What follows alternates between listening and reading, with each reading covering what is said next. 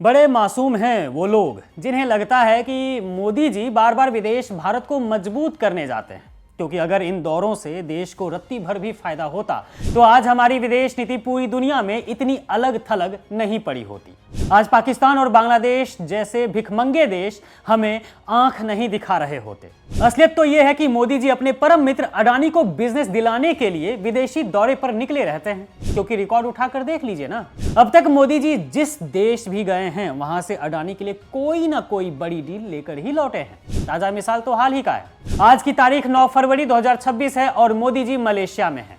वहां अडानी ग्रुप को फिर से जैकपॉट मिल गया है। मलेशिया के कुआलालंपुर से महज 50 किलोमीटर की दूरी पर अडानी ग्रुप एक विशाल पोर्ट बनाने की तैयारी में है और मलेशियाई प्रधानमंत्री अनवर इब्राहिम को अपना खास दोस्त बताकर मोदी जी ने अडानी ग्रुप की राह पूरी तरह आसान कर दी है। क्या यह प्रधानमंत्री का काम है कि वो दुनिया भर में घूम घूम कर अपने मित्र के लिए टेंडर फिक्स करें? यह कोई पहली बार नहीं है।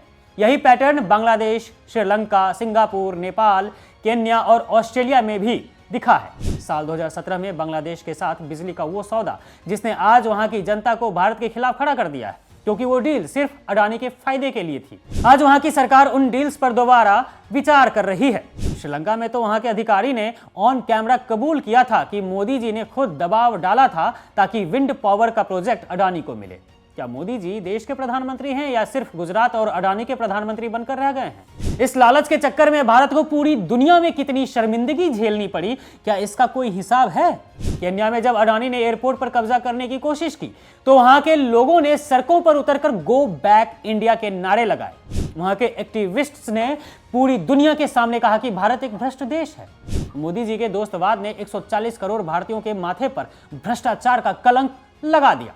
और सबसे बड़ा तमाचा तो तब लगा जब नवंबर 2024 में न्यूयॉर्क की कोर्ट ने अडानी पर $250 मिलियन की रिश्वतखोरी और धोखाधड़ी का आरोप लगाया।